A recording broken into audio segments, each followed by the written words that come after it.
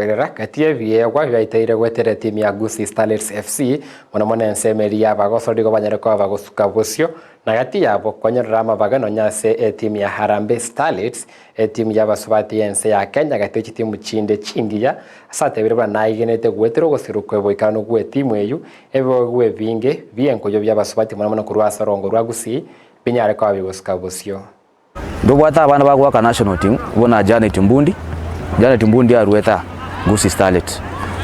Tubwate Mwanamisi Ndenge arwete Gusii Starlets. Tubwate Diana Shakava arwete Magoka ya Gusii Starlets. Tukatwara Christine na Christabel na babo Lydia Ruth bale iskali. Alafu captain boneri ya Gusii Starlets tukoruku Lydia Mogere nere agete ase national team. Iko toko saba moroche nga turefota abantu bali barengo bakoneta abana bakarakana.